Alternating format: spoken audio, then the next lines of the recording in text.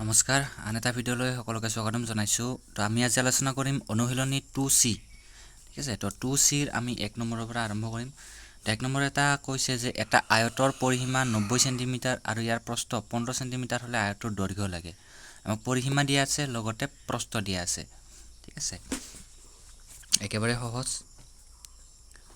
2C ঠিক আছে 1 number কি দিয়া আছে আমাক পৰিসীমা দিয়া আছে আৰু প্ৰস্থ দিয়া আছে ধৰা হল ঠিক আছে আমি ধৰি ল'ব লাগিব ধৰা হল আয়তৰ দৈৰ্ঘ্য সমান x সেন্টিমিটাৰ ঠিক আছে আয়তৰ দৈৰ্ঘ্য আমি কিমান বুলি ধৰিছো x সেন্টিমিটাৰ ধৰিছো প্ৰশ্ন মতে আমি কি জানো আয়তৰ পৰিসীমা আয়তৰ পৰিসীমা সমান কি জানো 2 পূৰণ দিশ যোগ প্ৰস্থ এটো সূত্ৰ হয় না নহয় হয় এটা কি দিয়া আছে আমাক আয়তৰ পৰিসীমা দিয়া আছে কিমান দিয়া আছে 90 তো আমি আয়তৰ পৰিসীমাটো বহাই দিছো সমান 2 পূৰণ দিশ ঠিক জানো নেকি আমি নাজানো দিশ কিমান বুলি ধৰিছো x বুলি ধৰিছো তো x প্লাস প্ৰস্থ দিয়া আছে আমাক কিমান 15 সেন্টিমিটাৰ বাস আমি x ৰ মান উলাব লাগে এতিয়া 2 টো কি হৈছে ইয়ালত পূৰণ হৈছে ইফালে আহিলে কি হৈ যাব হৰণ ইফালে কি থাকিল x প্লাস 15 ঠিক আছে 2 ৰি 90 কেইবাৰ যায় 45 বাৰ যায় ইফালে হৈ গল 45 সমান x প্লাস 15 এবাৰ x ৰ লগত 15 টো কি হৈছে যোগ ইপিনে আহিলে কি হৈ যাব বিয়োগ ঠিক আছে তো 45 বিয়োগ 15 সমান x 45 ৰ পৰা 15 গলে কিমান হৈ যাব 5 ৰ 5 গলে 0 4 ৰ পৰা 1 গলে 3 30 সমান x তো এতেকে আয়তৰ কি দিশ বা দৈৰ্ঘ্য কিমান 30 সেন্টিমিটাৰ বাস এইটোই হৈছে ইয়াৰ এনসাৰ একদম সহজ ঠিক আছে নেক্সট আছে দুটা সংখ্যাৰ যোগফল 120 যদি এটা সংখ্যা আনটোতকৈ 20 ডাঙৰ তেন্তে সংখ্যা দুটা কি কোৱেশ্চনটো ভালকে পঢ়িবা সংখ্যা দুটাৰ যোগফল 120 বুলি কৈছে যদি এটা সংখ্যা আনটোতকৈ 20 ডাঙৰ বুলি কৈছে কিমান ডাঙৰ বুলি কৈছে 20 ডাঙৰ বুলি কৈছে চাবা ধৰা হল আমি ধৰি লম ঠিক আছে ধৰা হল এটা সংখ্যা আমাক এটা সংখ্যা দিয়া নাই ডাঙৰটোহে দিয়া আছে এটা সংখ্যা x তেতিয়া হলে বা সৰু সংখ্যা বুলি ধৰি লব পাৰা আনটো সংখ্যা কিমান বুলি কৈছে আনটোতকৈ 20 ডাঙৰ বুলি কৈছে না নাই 20 ডাঙৰ মানে কি যদি এটা x হয় 20 টো কি হৈ যাব তাৰ লগত যোগ হৈ যাব তাৰ মানে কিমান x যোগ 20 হৈ যাব এখিনি বুজি পাইছে ঠিক আছে বুজি নাপালে কমেন্টত জনাবা ঠিক আছে তেনেহলে প্ৰশ্ন মতে সংখ্যা দুটাৰ কি বুলি কৈছে যোগফল তাৰ মানে x plus 20 সমান কিমান বুলি কৈছে 120 বুলি কৈছে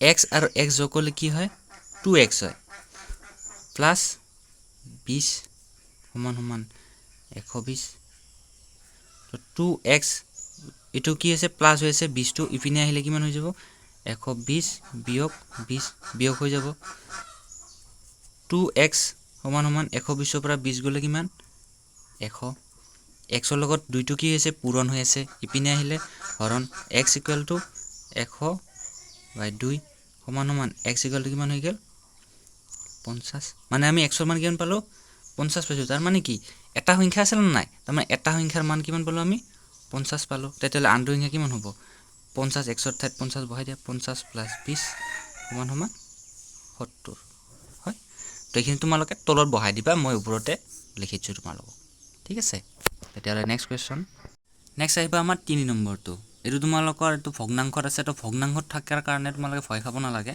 ঠিক আছে মই ধুনিয়াকে বুজাই দিম কত কি হৈছে চাবা এটা পৰিমেয় সংখ্যা 4/11 ইয়াৰ সমান হ'বলৈ -3/5 মানে 5/3 বিয়োগৰ 3 গুণৰ লগত কি যোগ কৰিলে যোগ দিব লাগিব বুলি কৈছে 3 গুণ বুলি কৈছে না নাই গুণ মানে হৈছে পূৰণ ঠিক আছে মনত ৰাখিব চাবা মই কৰি দিছোঁ কুৱেশ্যনটো সদায় দুবাৰ বা তিনিবাৰ পঢ়ি ল'বা পৰিমেয় সংখ্যা বুলি কৈছে ইয়াৰ সমানে 3 গুণৰ লগত কি সংখ্যা যোগ দিব লাগিব তো আমি ধৰি ল'ম সংখ্যাটো ঠিক আছে যোগ দিয়া সংখ্যাটো ধৰা হ'ল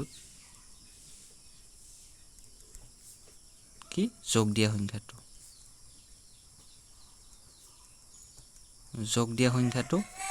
ধৰি লওঁ আমি x ঠিক আছে যোগ দিয়া সংখ্যাটো কাৰণ আমাক কৈছে না যোগ দিব লাগিব কি সংখ্যা যোগ দিব লাগিব আমি যোগ দিয়া x বুলি ধৰিছো তেতিয়ালে প্ৰশ্নমতে আমি সদায় প্ৰশ্নমতেই যাম ঠিক আছে কিমানৰ কিহৰ লগত যোগ দিব দিছে -3 5 ইয়াৰ লগত চাবি দেই ইয়াৰ ৰ মানে হৈছে পূৰণ ঠিক আছে ৰ মানে কি পূৰণ তাৰ পাছত কি হৈছে 3 গুণ বুলি কৈছে চাবা 3 গুণ হয় না নহয় 3 গুণ মানে 3 পূৰণ কি যোগ দিব দিছে ইয়াৰ লগত x এটা যোগ দিব দিছে কিনা আমি x টো যোগ দিছো কিমানৰ সমান হয় বুলি কৈছে 4 11 ৰ সমান হয় বুলি কৈছে এইখিনি তোমালোকে যদি বুজি পোৱা নাই মই আৰু এবাৰ কৈ দিছো এইটো সংখ্যাৰ লগত এইটো কি হৈছে পূৰণ হৈ আছে ঠিক আছে তাৰ লগত কি বুলি কৈছে কি সংখ্যা যোগ দিব লাগিব এই x টো আমি যোগ দিব লাগিব তেতিয়া হলে এইখিনি যিমানখিনি আছে এইখিনি কাৰ সমান হ'ব কৈছে ইয়াৰ সমান হ'ব বুলি কৈছে হৈ গল কোৱেশ্যন ধুনিয়াকৈ পঢ়ি যাবা তেতিয়া অটোমেটিক্যালি आंसर ওলাই যায় থাকিব হ'ব এতিয়া চাবা এই যে 3 টো আছে পূৰণ হৈ আছে এই 3 টো ইয়াৰ লগত পূৰণ হৈ আছে ঠিক আছে তো 3 3 গুণ 9 বিয়োগ 9 ভাগৰ 5 যোগ x সমান সমান 4/11 হয় এটা তোমালোকে যদি আগৰ ভিডিওবোৰ মোৰ চাইছা তেতিয়া হলে গম পাবা যে যদি x টো থাকে এনেকে আৰু বাকি যিখিনি এনেকে থাকে তেতিয়া হলে এইখিনি বস্তু ইপিনে গুচি যায় তাৰ মানে কি x টো আমি ইপিনে ৰাখিম ৰাখিনে 4/11 ইফালে ইয়াৰ এতিয়া কি আছে মাইনাস আছে ইফালে আহিলে কি হৈ যাব প্লাস হৈ যাব 9/5 হয় এইখিনি তোমালোকে জানাই মই আগতো শিকাইছো ইয়াতে কি কৰিব লাগে বজ্ৰ পূৰণ কৰিব লাগে 5 11 গুণ 55 হয় ইয়াৰ লগত এইটো হয় ইয়াৰ লগত এইটো হয় 5 4 গুণ 20 যোগ 9 11 99 সিম্পল সমান সমান x আহি আছে তলত তো x টো এনেকৈ আহি থাকিব এটা 55 99 লগত 20 যোগ কৰিলে কিমান হ'ব 9 10 11 119 ঠিক আছে তো এইটো হৈ যাব ইয়াৰ आंसर নাই আৰু হৈছে তাৰ মানে আমি কি ইখিনি যোগ দিব লাগিব তো এতে তলত লিখি দিবা এতেকে যোগ কৰা সংখ্যাটো হ'ব সমান সমান 119/50 ঠিক আছে কোৱেশ্যনলৈ আগবাঢ়ো তো নেক্সট কোৱেশ্যন হৈছে এখন আয়তাকাৰ বাগিচাৰ দিশ আৰু প্ৰস্থৰ অনুপাত 3/1 আৰু ক্ষেত্ৰফল 192 বৰ্গ মিটাৰ বাগিচাখনৰ দিশ আৰু প্ৰস্থ লাগে একেবাৰে সহজ ভয় কৰিব নালাগে এনেকুৱা দিশ অনুপাতৰ কোৱেশ্যন তোমালোকে 6ত 7ত পাই আহিছা ইয়াতেটো একেবাৰে সহজ হ'ব ঠিক আছে যদিও কোনোবাই নাজানা তেতিয়ালে মই ইয়াতে শিকাই দিম ঠিক আছে কোৱেশ্যনটো পঢ়ি চাবা প্ৰথমতে আয়তাকাৰ বাগিচা বুলি কৈছে সিম্পল আয়তাকাৰ বাগিচা কৈছে এটা আমি ধৰি লম ধৰা হল হৰা মন ৰাখিবা যেতিয়া অনুপাতত থাকিব তোমালোকে ধৰি লবা কি ধৰি লবা দিশ আৰু প্ৰস্থ দিশ কিমান বুলি কৈছে চাবা দেই 3/1 দিয়া আছে না নাই দিশটো সদায় ডাঙৰ হয় প্ৰস্থতকৈ তেতিয়া হলে দিশ কিমান হ'ব 3x ঠিক আছে আৰু প্ৰস্থ হৈ যাব এটো মিটাৰ আছে দেই মিটাৰ m মানে মিটাৰ আৰু এটো হৈ যাব 1x মিটাৰ প্ৰশ্নমতে তোমালে প্ৰশ্নমতে নিদিখেন ডাইৰেক্ট কিবা দিব পাৰা ঠিক আছে আয়তাকাৰ প্ৰশ্নমতে কি হৈছে আয়তাকাৰ বাগিচা বুলি কৈছে তো আয়তাকাৰ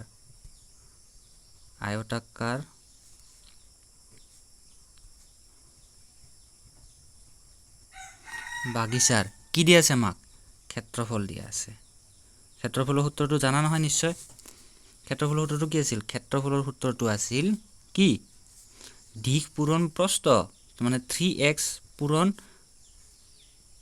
1x হয় সমান সমান দিশ পূৰণ প্ৰস্থ চাবা দেই এতিয়া আমি কিয় এনেকৈ কৰিছো সৰি এনেকৈ দিলে তুমি বুজি নাপাবা আয়তাকাৰ বাগিচাৰ ক্ষেত্ৰফল সমান সমান দিশ পূৰণ প্ৰস্থ নে কি দিলো বুজি নাপালো হয় এতিয়া ঠিক আছে তো ক্ষেত্ৰফল আমাক দিয়া আছে কিমান দিয়া আছে 192 সমান সমান দিশৰ ঠাইত আমি দিশ বহাই দিছো 3x ইনটু প্ৰস্থৰ ঠাইত 1x এবাৰটো নিশ্চয় বুজি পাইছা হৈছে 192 আমি 192 এনেকৈ ৰাখিছো 3x ৰ লগত 1x পূৰণ কৰিলে কি হ'ব চাবা দেই যোগ কৰিলে এক্স 2x হৈ যায়, কিন্তু পূৰণ কৰিলে এক্সৰ লগত এক্স স্কুৱেৰ হৈ যায়। 3 গুণ 3 এক্স স্কুৱেৰ হৈ গ'ল। ঠিক আছে, পূৰণ কৰিলে সদায় স্কুৱেৰ হৈ যায়। 192 এনেকৈ ৰাখিছোঁ। 3 লগত এক্সৰ লগত 3টো কি আছে? পূৰণ। ইপিনে আহিলে হৰণ সমান সমান এক্স স্কুৱেৰ। 192ক 3ৰে হৰণ কৰা তোমালোকে সোনকালে। 192ক 3ৰে হৰণ কেইবাৰ যায়? কেইবাৰ যাব? 3 6 গুণ 18, 12 3 4 গুণ 12, কিমান আহি গ'ল? 64 সমান সমান এক্স স্কুৱেৰ। আমি জানো এক্স স্কুৱেৰ ভাঙিব পাৰোঁ। কেনেকৈ ভাঙিব পাৰোঁ? 64ৰ দুগুণ কিমান গুণ হয় না নহয়? 8 পূৰণ 8 সমান সমান 64 হয় না নহয়? হয়, তেতিয়াহ'লে আমি 8 পূৰণ 8 সমান সমান এক্স স্কুৱেৰ মানে হয় নহয়? তাৰমানে এক্স স্কুৱেৰ মানে কি? এক্স পূৰণ এক্স, দুটা এক্স হয় না নহয়? এইটো তোমালোকে নিলিখিবা, এইটো মই তোমালোকে জানাৰ কাৰণে দিছোঁ। তাৰমানে কি? তো 8 = এক্স হৈ গ'ল। তাৰমানে এক্সৰ মানে মই কিমান পাই গ'লোঁ? 8 পাই গ'লোঁ। এতিয়া আমি দিশ আৰু প্ৰস্থহে লাগে। এতিয়া দিশ কিমান বুলি কৈছে? 3x বুলি কৈছে। তেতিয়াহ'লে 3 পূৰণ এক্সৰ মান কিমান পাইছোঁ? 8, 3 8 গুণ 24 মিটাৰ। আৰু প্ৰস্থ কিমান হ'ব? 1 পূৰণ 8 সমান সমান 8 মিটাৰ। বাছ, এইটোৱে এনচাৰ হৈছে। তোমালোকৰ এইটো ভিডিঅ'ৰ লাষ্ট কুৱেশ্যনটো মই তোমালোকক কৰি দিছোঁ। লাষ্ট কুৱেশ্যনটো হৈছে যে এজন শিক্ষকে 210গৰাকী ছাত্ৰ ছাত্ৰীৰ প্ৰত্যেককে পৰীক্ষাৰ বাবে শুভেচ্ছা দিনস্বৰূপে একোটিকৈ কলম উপহাৰ দিলে। মই তোমালোকক কুৱেশ্যনটো পঢ়ি দিয়াৰ এইটোৱে যে কুৱেশ্যনটো যাতে বুজি পোৱা। ছাত্ৰসকলক দিয়া কলম একোটাকৰ দাম 10 টকা। চাবা দেই, ছাত্ৰসকলক কিমানকৈ দিছে? কলম এটাৰ দাম 10 টকা। ছোৱালীসকলক কলম এটাৰ দাম 12 টকা। মুঠ ছাত্ৰ ছাত্ৰী কিমান আছে?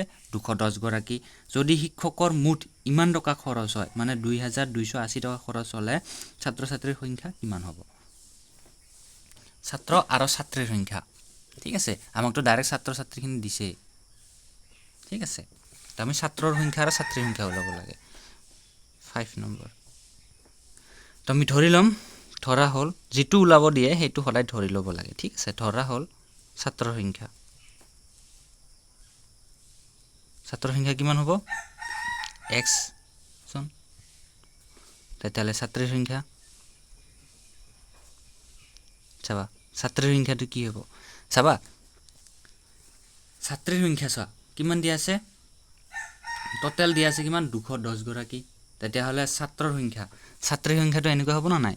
ছাত্ৰৰ সংখ্যা 210, এই 210ৰ পৰা যদি যিটো ছাত্ৰৰ সংখ্যা আছে x, সেইটো বিয়োগ কৰি দিলে ছাত্ৰীৰ সংখ্যা ওলাব না নাই?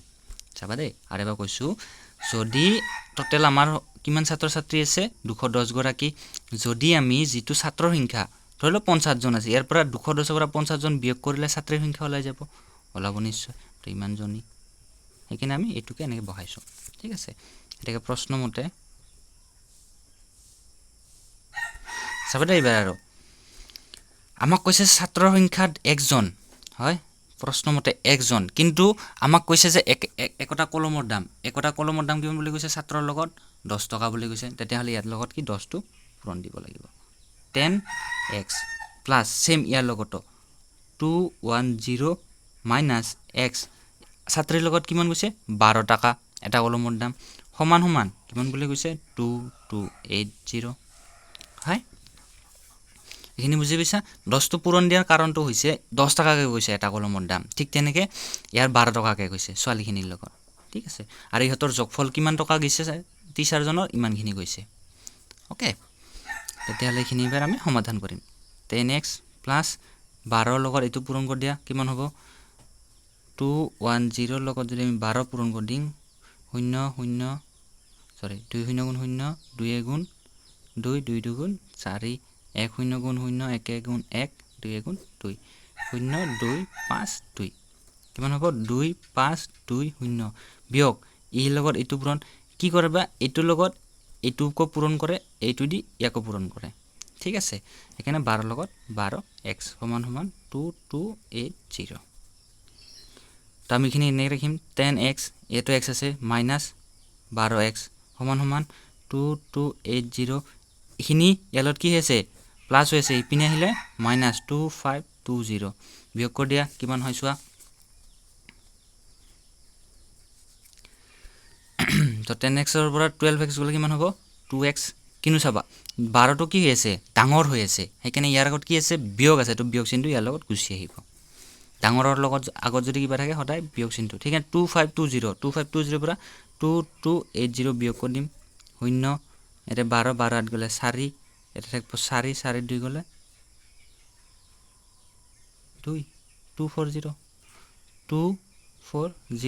কিন্তু ইয়াৰ আগতো চোৱা এইটো ডাঙৰ হয় না নহয় এইটোতকে হয় তেতিয়াহ'লে ইয়াৰ আগত কি আছে বিয়োগ আছে না নাই তেতিয়াহ'লে বিয়োগটো ইয়াতে হৈ যাব তেতিয়াহ'লে বিয়োগ আমি কেনচেল কৰি দিলোঁ থাকিল কি 2x সমান 240 তেতিয়াহ'লে x ইকুৱেল টু 2x লগত কি হৈ আছে পূৰণ হৈ আছে ইপিনে আহিলে হৰণ হৈ যাব 240/2 24ক 2 দি কেইবাৰ যায় 12 বাৰ যায় আৰু এটা শূন্য x ইকুৱেল টু 120 তো x আমি কিহৰ পৰা সংখ্যা পালোঁ 120x মানে 120 জন কি আছে ছাত্ৰ আছে তেতিয়াহ'লে ছাত্ৰীৰ সংখ্যা কিমান হ'ব 210 পৰা 120 বিয়োগ কৰি দিয়া 0 11 5 গ'লে কিমান 11 2 গ'লে হৈ গৈছে 90 তো 90 জন 90 জনী তো ছাত্ৰীৰ সংখ্যা কিমান 90 জনী আৰু ছাত্ৰৰ সংখ্যা 120 জন ঠিক আছে এইখিনি তোমালোকে তলত লিখি দিবা হৈ গৈছে পাইছা বুজি যদি ভিডিঅ'টো চাই ভাল লাগিছে তেতিয়া লাইক কৰিব শ্বেয়াৰ কৰিব আৰু সাবস্ক্ৰাইব কৰিব নাপাহৰিব এনেকুৱা ভিডিঅ' নেক্সট আমি 6 নম্বৰৰ পৰা আৰম্ভ কৰি যাম ঠিক আছে অহাকালি নেক্সট ভিডিঅ' পাই যাবা থ্যাংক ইউ